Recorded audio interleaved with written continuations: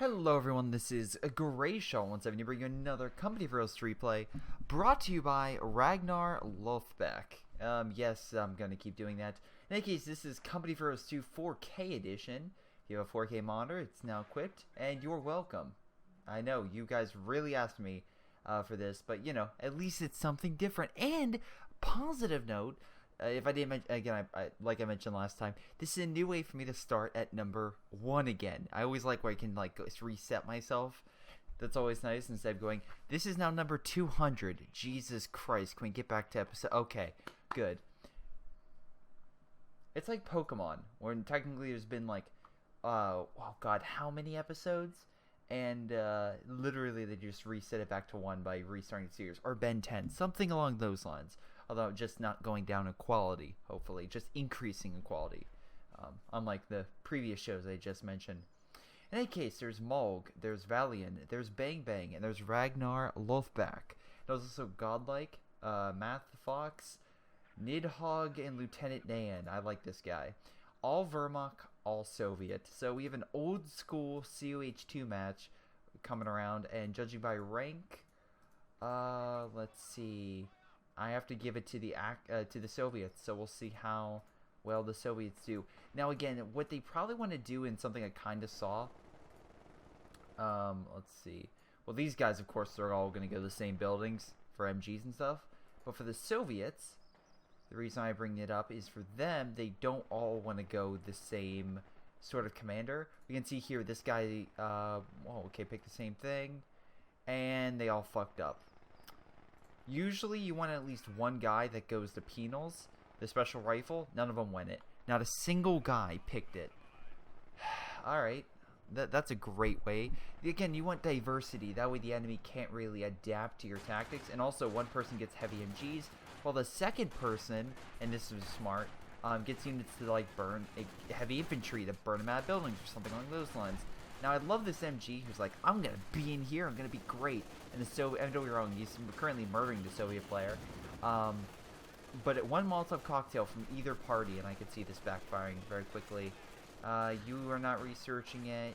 You are not researching it. Mortar team is currently hitting it, so that's doing a lot. Let's see what this guy's up to. He's placing barbed wire in a mine. I guess he's trying to hit them to make sure they can't flank. Oh, okay, so yeah, if they come around here, they have to come all the way around. Pretty smart, Valiant. Pretty smart. Again, use pathfinding to your advantage. Now, something I do want to bring up is we can see here that it looks like there's a big triple team going on the left, whereas it seems like 2 and 2 are going on with the Soviets, but the Axis are going to try to focus on a 3v3. The reason I think this is yellow, aka God, was like, oh God. Anyway, God was like, I can't. Oh, that's his name, Godlike. He's essentially, I can't win on the right. We're losing the fuel, so let's put more pressure on the other side to make sure we get that fuel. And it worked. Looks like the Axis will be able to control this. They have a lot of mortars, MGs, whatnot, so they should be able to lock this area down pretty easily. But we'll see long term how that goes.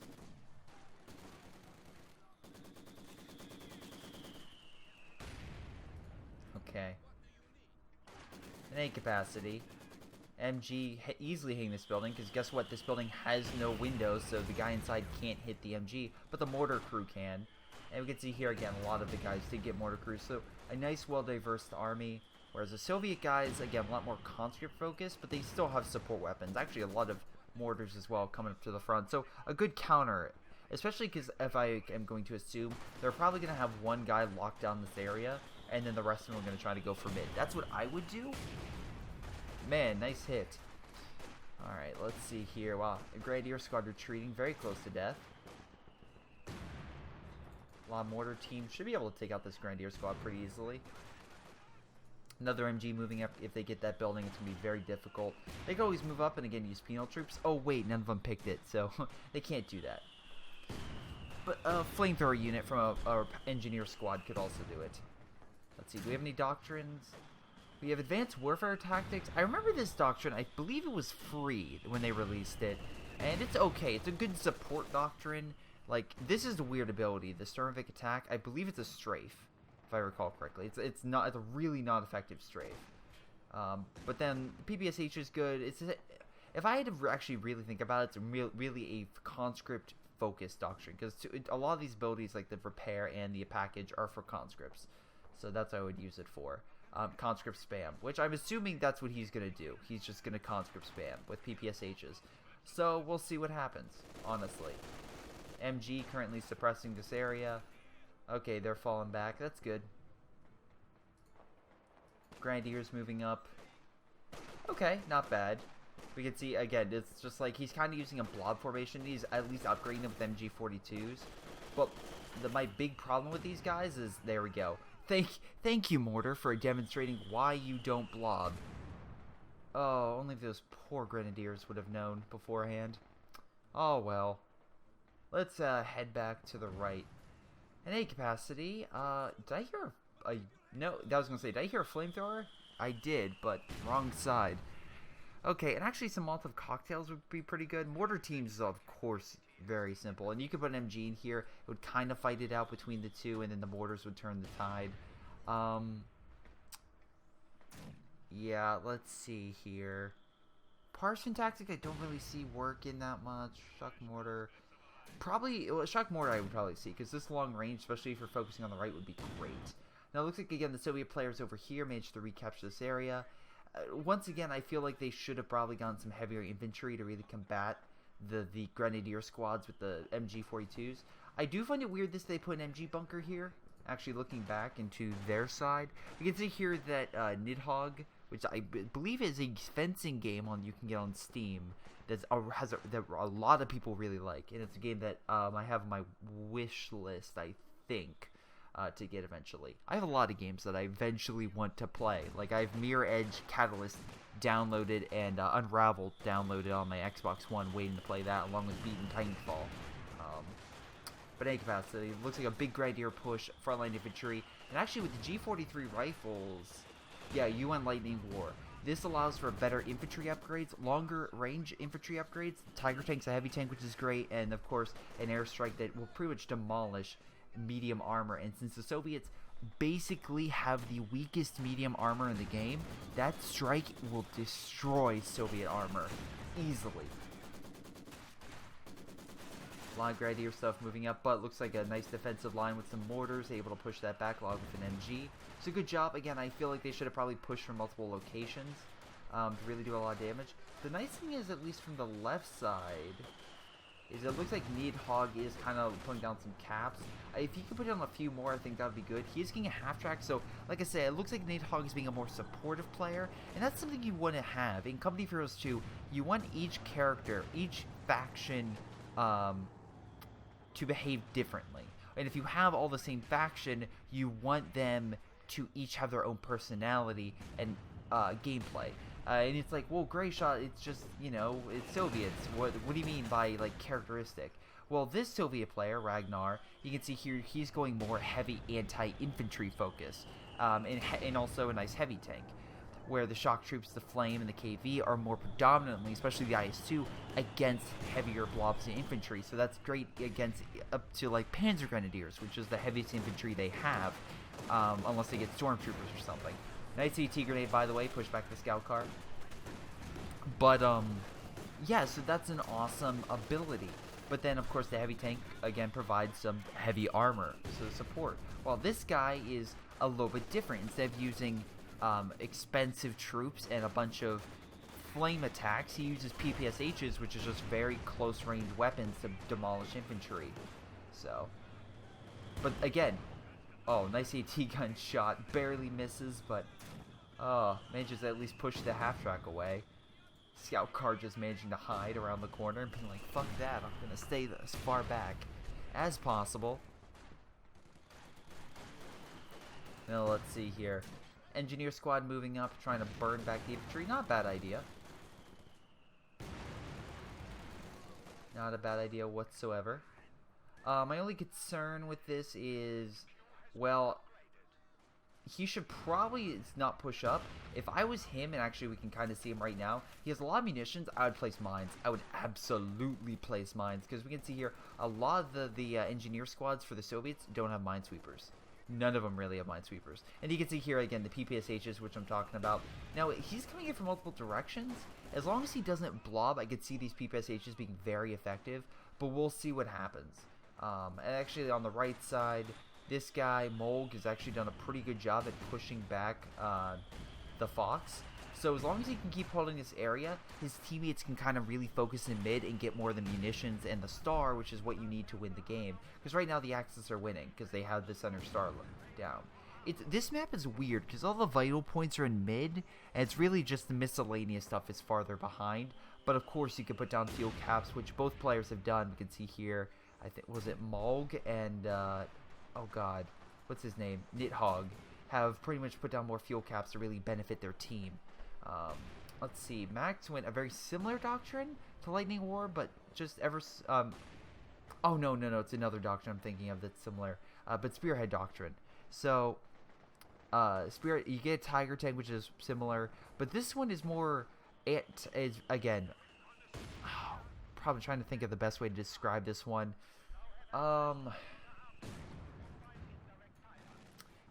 I would say of a more, more support doctrine along with actually unit preservation.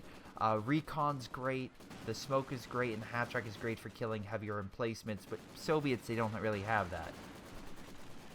Why you would use this is, again, to kind of actually more unit preservation. The fragmentation bomb I use as more of a delaying tactic more than a killing tactic. It's great for killing infantry, it'll demolish infantry, but if you really want it to be effective, hit against a group of tanks and it'll just stun them, and then you send in your armor and you'll kill it.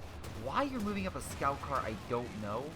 This thing's half track will demolish it, but you got a few lucky strikes. Wait for the AT gun to return fire. Okay, Su-76 moving up. So we have a nice anti-infantry with a half track and anti-armor with the Su-76. But again, they have a pack gun, so it's not like they're defenseless.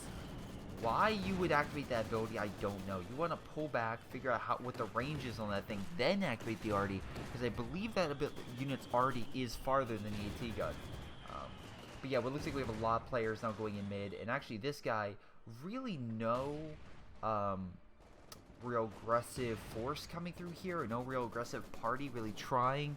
It seems like Bang Bang is really focusing in mid, whereas this guy is the complete opposite effect, where he's still here, he's still prevalent, trying to hit this guy, try to remove, was it Molg, right, try to remove Molg from this sector, but it's just not working. God, all the mortars coming down, Jesus. Anyway, let's see what other doctrines they have. Okay, so this is the other one I was thinking of that's very similar, the Assault Support Doctrine, because once again, the Tiger Tank, I just realized all three of them got Tiger Tanks. Jesus, so that won't be terrifying at all, seeing 3 Tigers stroll down the street. Fragmentation bomb once again delaying, but another delaying is a strafing run, which will have a plane pretty much strafe infantry in a sector. And then to help boost stuff is a cargo truck. You put them down, you get more resources. It used to be for your team, but then they realized, oh, this is overpowered. And then they made it for yourself only. And the artillery field officer, it's okay. I don't preferably use it, but it can be pretty good for support if you've done correctly. Alright, so let's see. We have Valiant with Soviet Industry. One of the underrated best support doctrines in the game for the Soviets. Here's my rationale. The repair station is incredible. It is overpowered, but it is incredible. Why? Because you can put down 10, 20, 30 of those damn things. You could just keep laying them down, and you'll have, you could have 100 Soviet engineers instantly heal your T-34, and that way you can send it back to the front, or an IS-2, whatever you want. But a lot of people do is they'll put down like 20 damn things, and like, all across the map, so the armor, it can just keep going back in as soon as possible, and the Axis typically, in my opinion, are just like, what the fuck are we versing? They just keep coming, like. But yeah, so that's why they again have to kill them.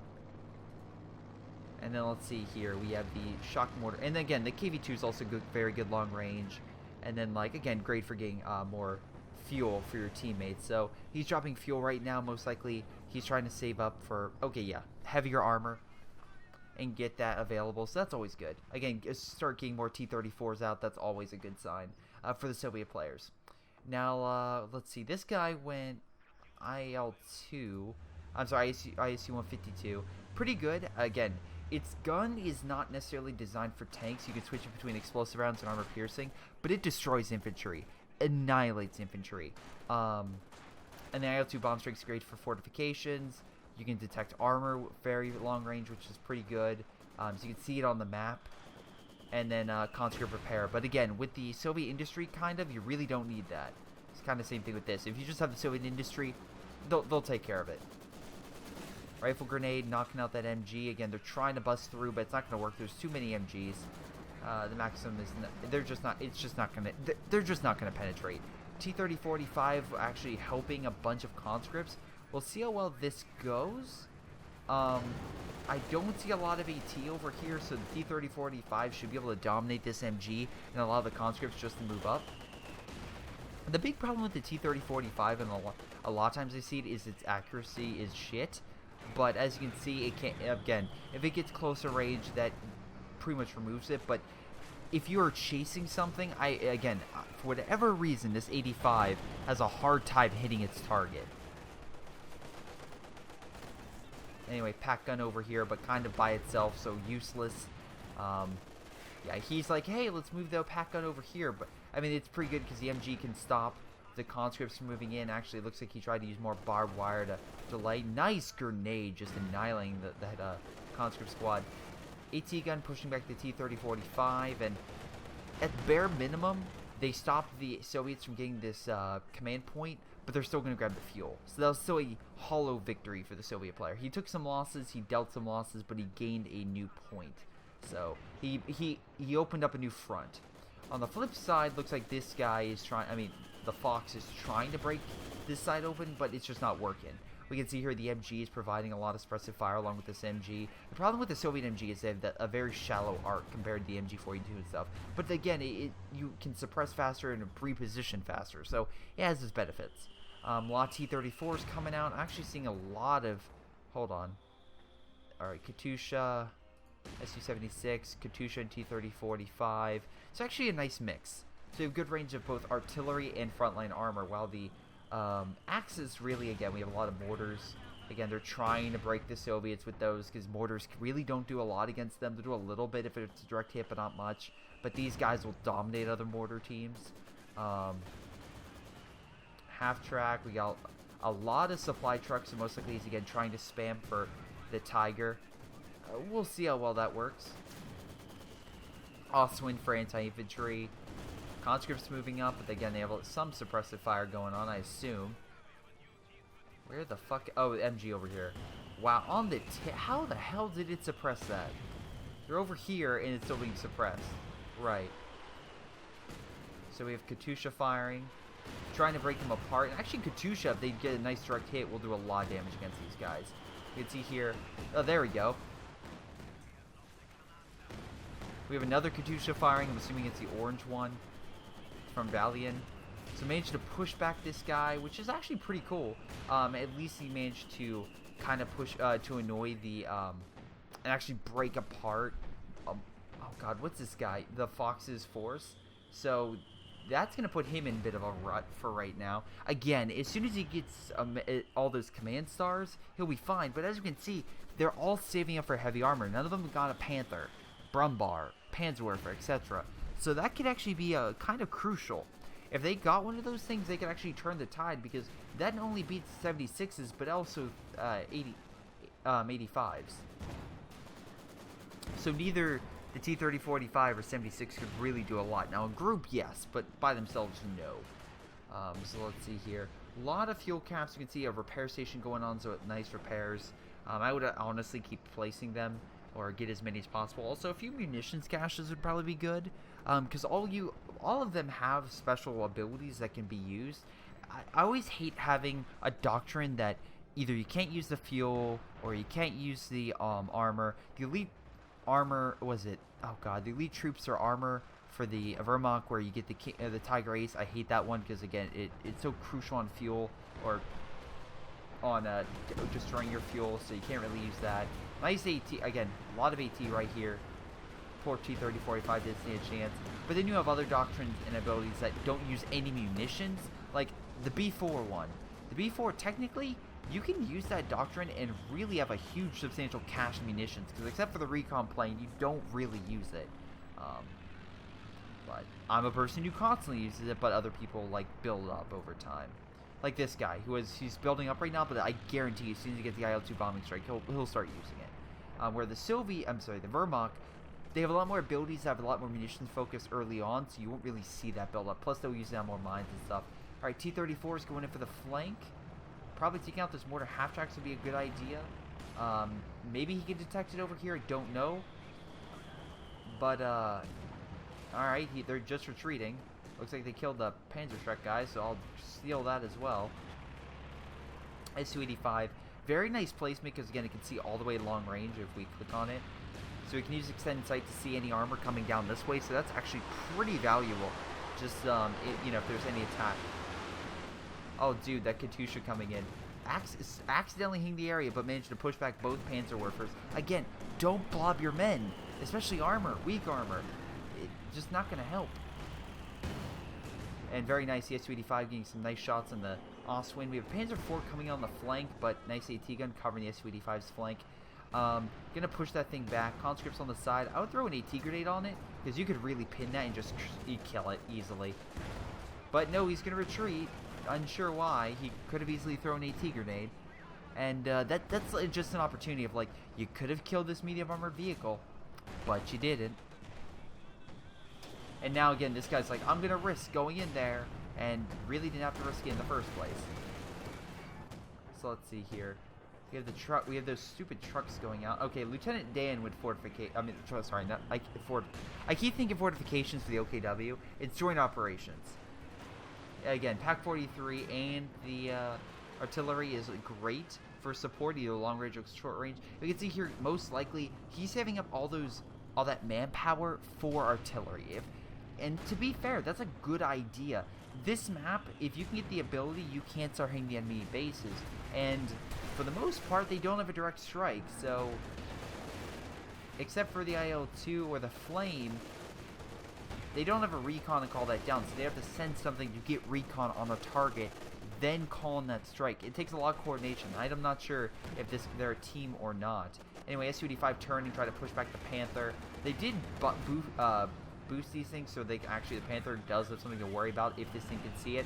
But the stupid, whatever the hell this thing is, the guard tower is blocking sight for the Su-85, so we can't hit it, which kind of sucks. Anyway, KV kind of moving up, pushing back the infantry, very nice. Oh boy, Panzerfausto cripples the engine, and AT gun, nice job.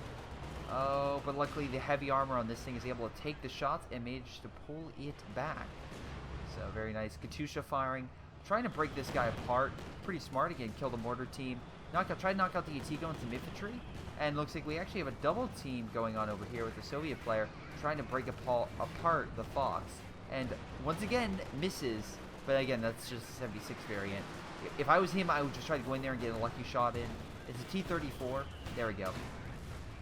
So it's, even if I lose that thing, I know it was a lot more costly for him to lose a Panzer IV than it was for me to lose a T-34, because it's 125 fuel versus 80 fuel. So there's that. Okay, this guy's spamming a lot of Ostwinds and does a lot of frontline infantry. This guy has no anti-armor whatsoever. This is gonna bite him so immensely. Look, the Katyusha's doing that much damage against the damn thing. I expect a lot of carnage going on with this guy's Ostwinds. And not in the, oh, the Ostwinds are going to own kind. I mean, the Ostwinds are going to freaking die kind. Alright, so let's see. Su-85. What else do these guys have? So we have a Stuke. Why the fuck are you getting a Stuke? Okay, at this point, you're so close to getting a Tiger. You can either get the Tiger, you don't have the Panther upgrade. Just don't get a Stuke. Don't get a fucking Stuke. It's not going to help you. I get if you want to get support, but you're so close that you would be better getting a Tiger and then getting more support. If you have nothing, and you have some infantry, but if you're so inclined to have an armored support, you can ask one of the guys for an Ostwind or something. And I'm sure one of these other guys has a Panther. okay, yeah, Panther development and another Panther. You could borrow his Panzer IV for guarding. My God. I mean, that's what I'll do. Usually for my brother will have a KV-2, and then I'll usually try to send some armor and something to support it, make sure that it has a buffer between it, between itself, then me, then the enemy team, because it can fire over me and destroy the enemy team. So anyway, Panzerwerfer on standby, and Stug getting some nice shots off from an AT gun. Oh. Wow, it's did not expect that, I guarantee. T-34 going in, and remember that Stug that he got because it was going to be so vital to the war front? Wait for it. Wow, really? Really? Alright, use smoke ability on there. Fragmentation bomb? Nope, just the dead plane. Actually, I have no freaking clue what that was. Well, Stug managed to kill T-34. Good for you. I think. No, you did. I'll give you the no, you didn't. You didn't. It was something else. Pack gun? Actually, you have no fucking clue. Who cares? Big push going on mid. T-30-45 trying to push against the infantry, but with Panzer Grenadiers right there, he's gonna have to pull back. They do a lot of damage, and with the Panzerfaust, yeah, it's crippled. Let's see, Su-85 trying to push up. I don't see what he would try to hit. Yeah, that's right now the big problem for the Soviets. You don't have a recon plane, so they have to rely on unit sight, and that's kind of hurting them. But luckily, the Su-85 can see the Panzer IV coming along with an Su-76 supporting. That thing's not going to stand a chance and has to pull back immediately. And we look at Army sides, we can definitely see that the Axis are not like down. Actually, the Allies are actually the ones that have the least amount of units. But you know, burn a couple more, and it should even out. If you really want to, you could charge with the KV and just burn that infantry. Or, you know, just charge with basic... or just charge with infantry. That works too. Hey, at least he killed the... probably should retreat that. But he killed the AT gun, which is a positive. Yes, let's retreat and not kill the weak units. Alright. I mean, to be fair, he really doesn't have anything. Why the... Okay, your Stug lived. Your engineer squad's over here, not healing it. That's a big problem. And you still are not trying to save up for a Tiger. Like, come on, dude. Like, stop healing, wait a minute, and get a Tiger. That's what you need to do. Anyway. Actually, what has Lieutenant Dan done? So they do have recon. They have artillery. And, you know, pretty good idea, honestly. Again, you got the artillery to break up Soviet positions. Really try to remove them from heavy fortified locations on the enemy, such as here. If you get a recon plane, you know they group up at those repair stations, so you can hit the armor as they go back to repair. Because again, the 152 rounds will do a lot of damage if they hit him just right. Let me double check the range on that thing, because I actually want to test another theory. How far can it go? Okay, can it go here? Where am I here? Okay, very close to the enemy base. If you really wanted to, I just did this. My brother, again, in a previous game, but what you could do is you can get 2 of those arty guns and just start pounding the enemy base. The Wehrmacht in particular, a lot of players just will like to, where's it good? Oh, the Soviets, sorry. Actually, I was a Soviet player that did it, but the Axis could do the same thing. Where, again, a lot of, like, close-range buildings, you could just have artillery start pounding those if you can't find a target over here, which is really stupid, because there's plenty of targets to hit with your artillery. But worst-case scenario, if you can't hit here, my God, you could hit something else. Oh, boy. Big push going in with a Panther and a Panzer IV, but there's so much armor here that unless they do a stupid close air support, which might be coming in, because I see a lot of red smoke. There we go. Managed to miss... Oh, fragmentation bomb, too. Yep, stupid close air support. Look at that. Does a lot of damage. But now, here... Okay, well, the airstrikes are doing a lot. Why are you moving up the Oswins? Like, that's my question. Oh my God, I didn't even notice. IS-152, a KV, and a freaking IS-2 all rolling up. That Axis push just freaking backfired hard. This Oswin's like, I have made a mistake. Pull back. Pull back. Oh, you were so lucky that IS-2 didn't murder you. It's like the Sherman... Oh, God. Was Paz or Panzer Juice telling me this? I think it was Panzer Juice. Telling a story about... no, I think maybe even GTA. Now the Tigers roll up. It's about time.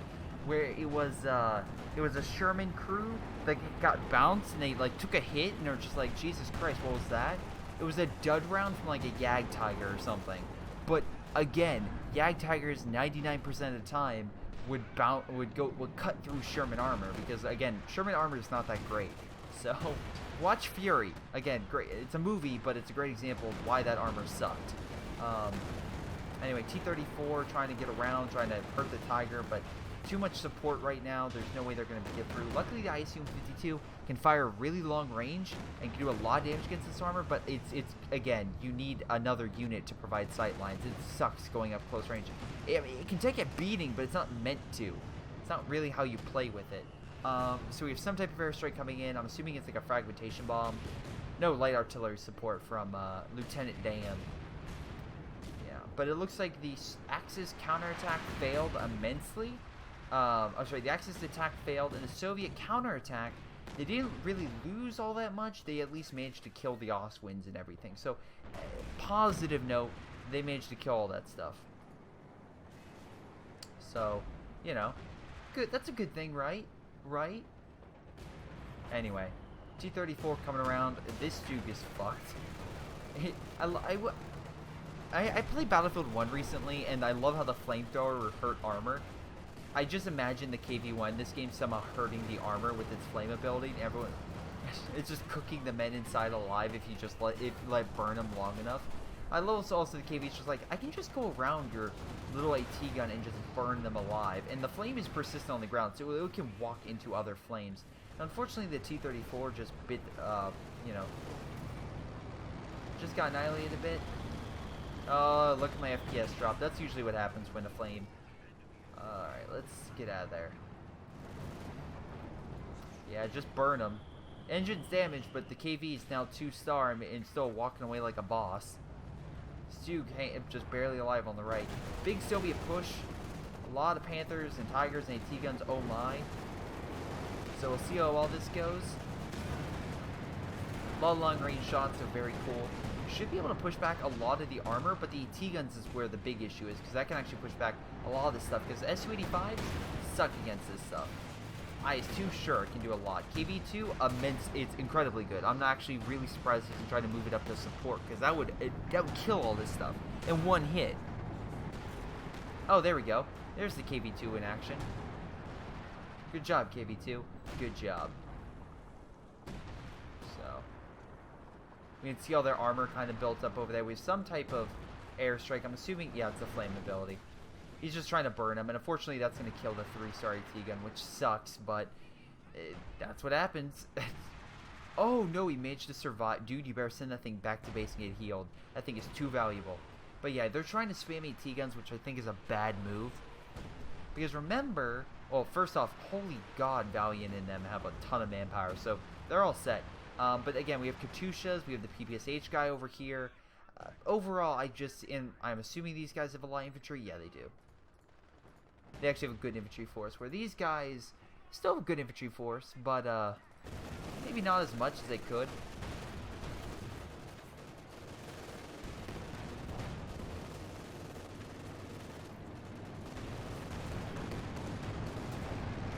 Very nice, awesome airstrikes. We have Cervix strike coming in.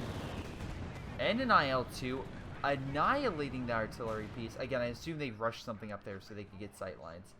Or they maybe called in that plane for sight and then called it in. I mean, people sometimes do that. We'll call in one airstrike to provide sight for another. But hey, if it works, it works. The problem right now is the Axis trying to go doing a frontline assault against all this armor. How the hell are you seeing that? What the fuck? Oh, they used a flare. How the fuck they... Oh, wait. Yeah, the mortar teams. Oh, that's really smart. Okay, so they have a mortar team on the front, and he's using it so his KV-2 can see at farther distances for him to pound the infantry as they approach. That's really smart. That's a really smart use of that Soviet mortar. Nice job, Valiant. Anyway, Ragnar still has his IS-2, going back to heal. Probably should just go to a repair station, honestly, but that's probably nitpicking at that moment. They're doing a really good job with their armor, and I like how their armor, heavy armor, is more diversified with an ISU-152. They have an IS-2. They have a KV-8, which I guess is still considered a heavy tank, and a KV-2. They have all the Soviet heavy tanks in the game unloading against the Wehrmacht, and the Wehrmacht have all decided to pick the same thing, which is the Tiger tank. Which, again, I'm the Fox. You may want to bring one out. Now, at least this guy, was it Lieutenant Dan, actually is Panther, so he's going in the mindset of, let's have more diversified army of Panthers, and that way the other guys have, you know, their Tigers out. And it's like, okay, good idea. And he could always do something like Pack 43 spam or something else really stupid. But no, he's trying to help out his teammates with Panthers, which I can appreciate. A lot of heavy armor pushing through, pushing back the Axis that I'm assuming were preparing for a strike, not really. Yeah. I don't think they were attacking. The Soviets just pushed before they could. Yeah, T-30-45 is kind of leading the way, kind of being that buffer zone between them and themselves and the heavy armor and the enemy. So, goddamn, a lot of airstrikes. IO-2 coming in. I'm assuming it's going to at least hit the AT gun. Yep. So push the Panzer IV back, but knocked out that, which is really good. We have a lot of airstrikes, so we also have close air support and fragmentation bombs. Also the strafing support, which will suppress infantry. Again,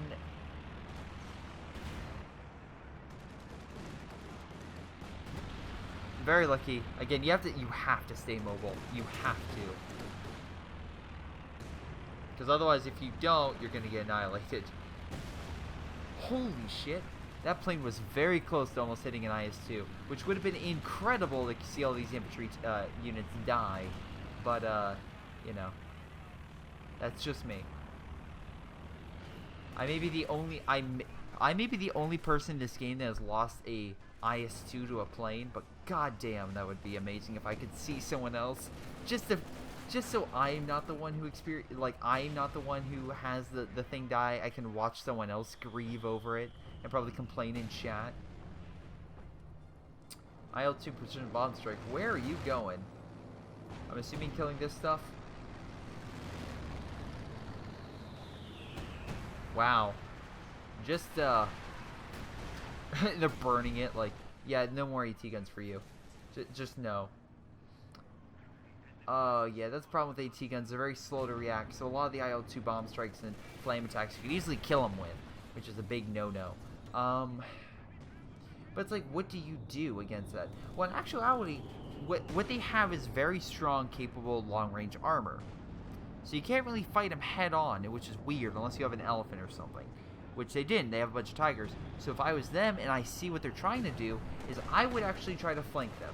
And I would send one armored division, like 2 players essentially, worth of armor, to flank around them. So when they all turn left or right, you send the guys that can take the shots. Again, this is why the Panther attack is a good idea, because the Panthers can bounce shells from an angle, and they can take a lot of hits. The Tigers are very explosive front range, so when this stuff turns to hit this, they can come up and start doing a lot of damage. Either way, I'd see that, and also calling in like fragmentation bombs and everything else. You could essentially just flank them, annihilate them, and be pretty good. Now I love this IS-2 moving in. He's just like, oh, this is going to be an easy win, and then he realizes, oh shit, I have made a critical mistake.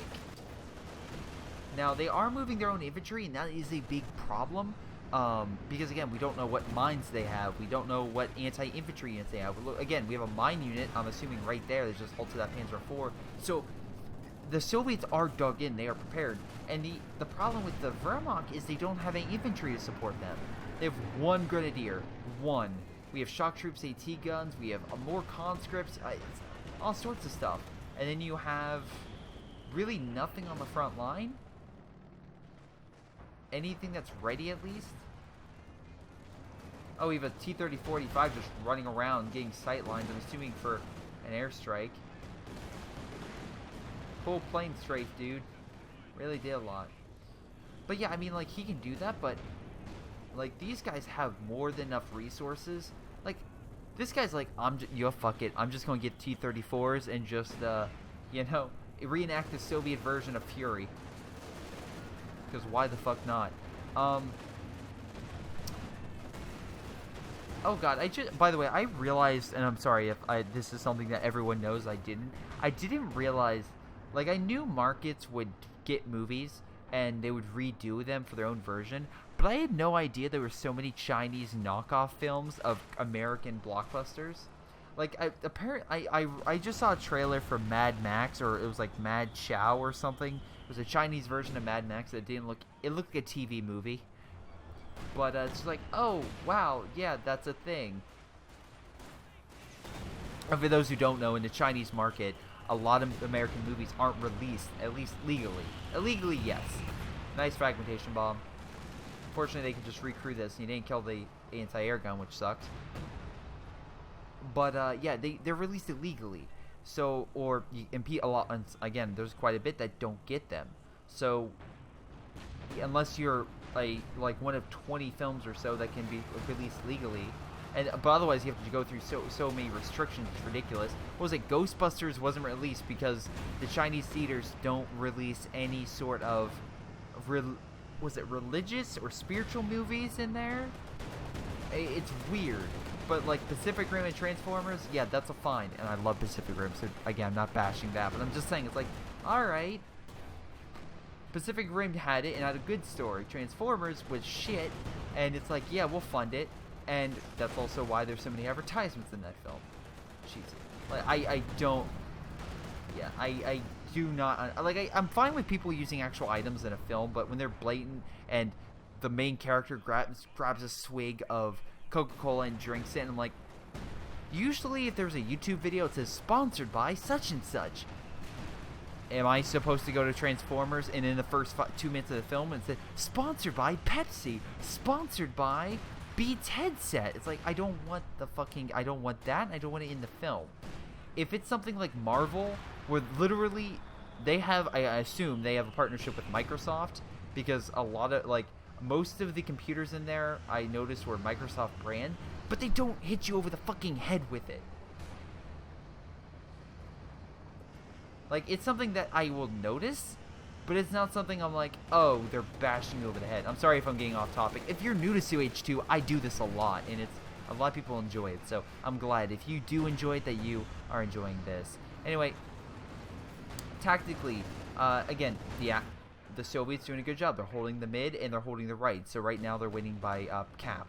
And we have artillery currently going, breaking apart the Axis from behind, and actually Soviets are even trying to push on the left-hand side, so that removes the fuel and the other star, and that could pretty much cripple the Axis. So we'll see what they do. Right now, again, population-wise, they still have a huge army, and the Soviets are technically still like tied with them. It's just right now, mid is just so concentrated with heavy armor that it's very unlikely that the Wehrmacht will break through. By the way, if I ever do a sponsorship or something, and this again, I would usually say this in an update, but if I ever do a sponsorship with a company, I will make sure. I think there was a time for like a couple months I was like, if you use this G2A code, you get a discount, and I received some things like that. I'm like, okay, that's fine with, but I put links in everything in my description. So, and I never said that, you know, I outright said in a video. So I was like, okay. Also, line of AT, you're fucked. Yeah. This is where the infantry support would be helpful, but you really don't have a lot of frontline infantry to support you. So, you know, not that helpful. Also, I love how he's using sniper again for a recon, so at least he can see this stuff, which is good. You can see the enemy, which is good. You see the bullshit. Now you just have to call something in to kill it. Which, I think he just did. Yeah, super close air support. T-34 is taking it like a boss. Oh, almost. Oh, there we go. I was like, that is kind of bullshit.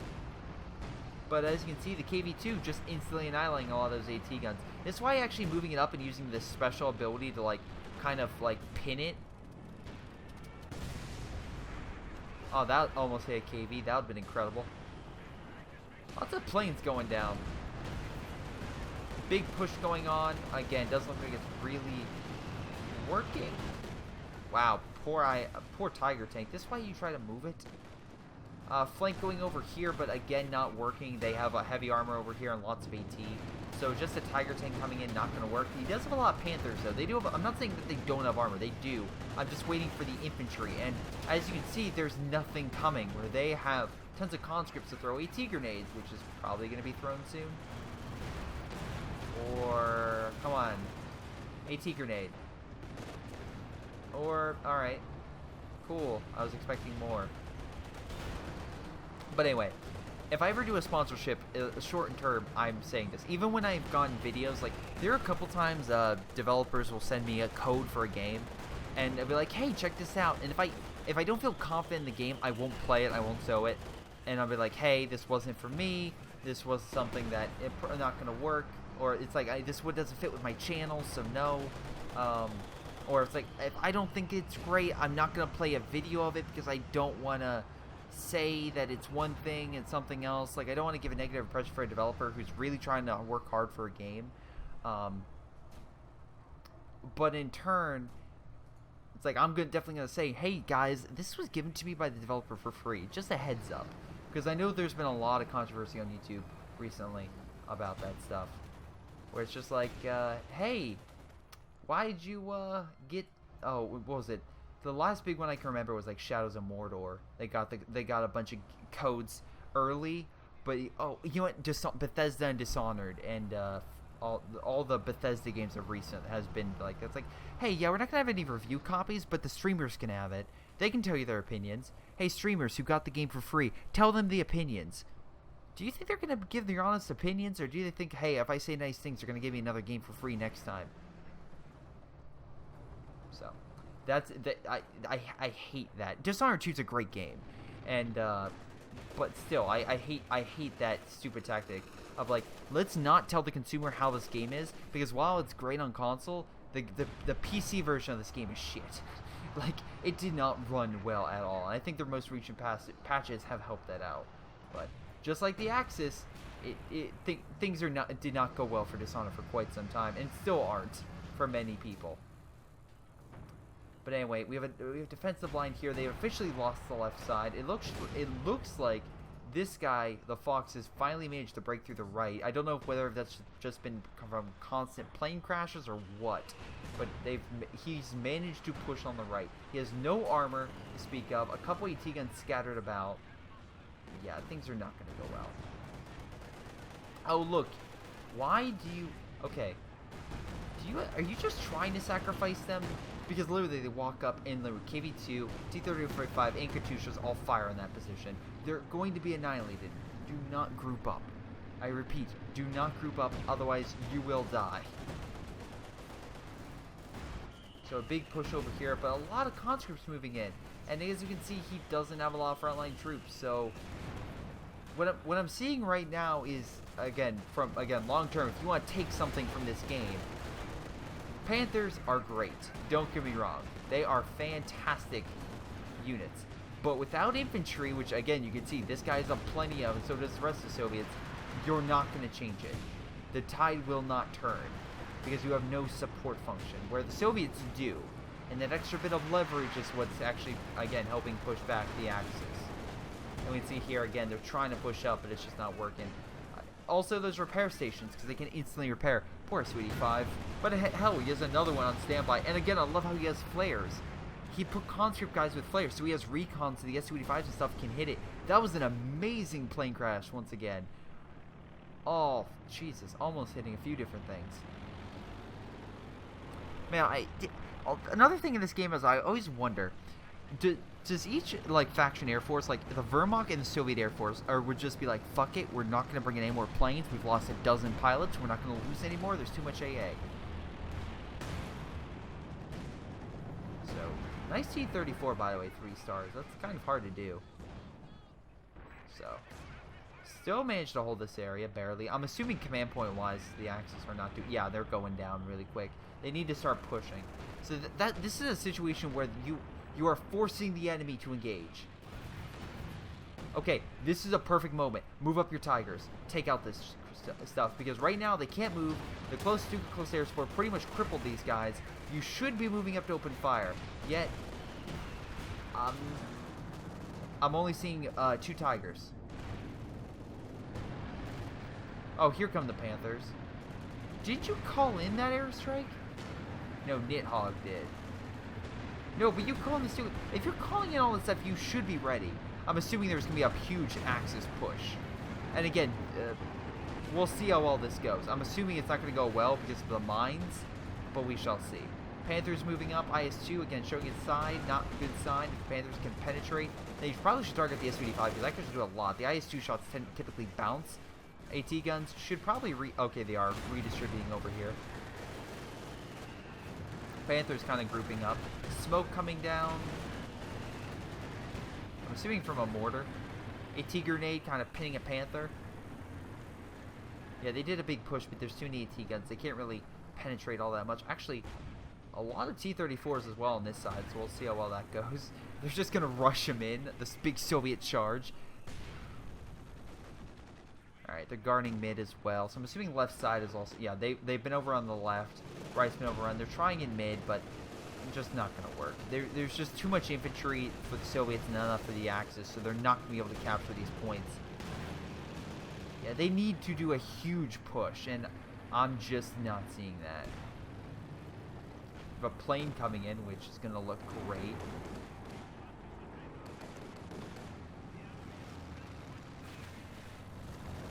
Oh yeah, the MG-42. I love how these MG-42s literally come to like the best anti-air in the game after a certain point. Alright, but yeah. Soviets just took over too many points, and while the Axis have really good armor, they just cannot... Oh, holy God! Oh my dear Lord. I'm sorry, it's going to get really choppy, because not only is it at the end of the game, but the explosion shot... Holy fuck. How many guys were they repairing? How many? Oh, wow. They got obliterated. Look at all the blood. Sorry for my younger viewers, but Jesus Christ. Like, look at that guy. That guy lost an arm. He's like, I'm going to repair this tank. And he lost his fucking arm. Any case, yeah, that's a great way to end it. With poor, was it the Fox losing all of his, was it the Fox and Lieutenant Dan losing pretty much all their infantry? Yeah, it was gone. But then comparatively to the Soviets, they had literally full armies where the Axis were barely clinging. Like, big army, kind of big army, not so much for Nidhogg, not so much for the Fox. But, okay, so what did the Axis do and what did the Wehrmacht do? Let's look at damage real quick and I'll give my final thoughts. Nidhogg, most damage. Again, he was really aggressive, I would say, for a lot of the time. So that's probably why his special abilities and whatnot are pretty good. He had a lot of AT guns as well. I can see that is the reason why he got a lot of kills. Lieutenant Dan for damage. Actually, do you still have the artillery piece or no? No, you only have Panthers, which is weird because you have 1,600. You're probably I don't know if you're trying to Panther spam, but you probably should have had some infantry to support Panzer. Just normal grenadiers or Panzer grenadiers probably would have been suitable. Or get like again, you can't build your fortification stuff because of the airstrikes. My recommendation would have been probably just getting infantry. So the fact you didn't do that's kind of weird. This guy couldn't because, again, he's near PopCap. But the other guy, but yeah, most likely a lot of kills. Let's see what actually the reason why. I'm actually curious. AT gun, okay. Okay, so I was right about the AT gun. But Lieutenant Dan, why? 29,000 damage. Alright, 24 kills. What killed the most? What did the most damage? No, infantry, grenadiers. Just grenadiers? Alright. I was kind of looking for something more, significant, but whatever. On the Soviet side, let's see. We have Ragnar Lothback. And again, with him, he was... Yeah, he was the IS-2 guy. But again, he had a lot of Su-85s, which is why he probably got a lot of damage. Plus, again, Katusha and the IS-2. I think you only had one IS-2 in the entire game. Let me see if I'm wrong. Yeah, just one. He never died. That's a really good heavy tank player, because a lot of times I see people just send him in, especially versing the Axis team. They'll send in Tigers like crazy to die. It sucks, but they'll just get more. Yeah, 21,000 damage from the Su-85s alone, and he only lost one. That's really good. And the fact that like one Su-80-76 did that much damage, not bad whatsoever. Okay, so let's see. Most kills, Valian, and again, if I had to assume why, it's KB. 10. Well, only 10 kills, really? Did you just have one, or did you have more? No, you had 2. Okay, that explains it. Okay, so you did a lot of damage, most likely through that. Plus, if I had to assume, just, well, yeah, there was. Oh yeah, it's KV flamethrower as well. That definitely helped. So yeah. Anyway, my final thoughts on this game. Why did the Axis lose, but the Soviets were able to slowly gain advantage? It's very similar to another game where the entire team picks a very similar focus. Each of these have decent variations. Like all these Tiger variations are very slightly. They vary in slight details. Like more infantry focused here, a little bit more support focused, a little more support, but it's not much. And the airstrike stuff like that do help, but I feel like if you really wanted help, you need to diversify. We had so many variations of heavy tanks on the Soviet side that on the other side of it, you just had Tigers. And I feel like having an elephant would have been crucial to pushing back a lot of that armor, and again, really would have helped. If you didn't have that, I feel like a more variety of abilities would have helped you. Whether it would have been more, I don't think a fortification really would have worked because of all the airstrikes, but I'm thinking of something along the lines of like, what am I thinking of? It was a recent ability. Shoot. I mean, Tiger Ace could be useful, Stormtroopers, Encirclement Doctrine, something along those lines for more just helpful for flanking and getting around, because fighting the Soviets head-on was something that you needed something else, whether it was smoke ability, stuff like that, just to help get around the frontline heavy armor of the Soviets. Plus, again, you lacked infantry. That was another huge weakness. You guys couldn't keep your infantry alive, or you just didn't care about infantry. Well, the Soviets used them interchangeably. They had they had conscript squads, shock troop squads, ATs, all this stuff. You had ATs as well, but when you attacked, A, you didn't bring up the AT guns, and B, you didn't have infantry squads to cover your armor and throw, or Panzerfaust, stuff like that. And it's not like you didn't have munitions. You had a decent amount of munitions. Well, except for this guy who kept using his airstrikes. But you had enough munitions. Same thing with the Soviets. They used their AT grenades and specials and abilities, stuff like that, to really help pulverize the Axis. But the Axis themselves didn't have a lot of, infantry to really do that. A bit, like Godlike had his, but again, with his, I felt like he was kind of being a little bit more stupid with his, because he was blobbing a lot more, which really didn't help. But anyway, that's my opinion about this. In any case, guys, this has been Greyshot17 going over this game. If you guys liked it, make sure you guys like and subscribe. And I also want to thank my Patreon supporters like Chris, Leo, Tim, and Sean. By the way, this has been Greyshot17, and I'll see you guys next time.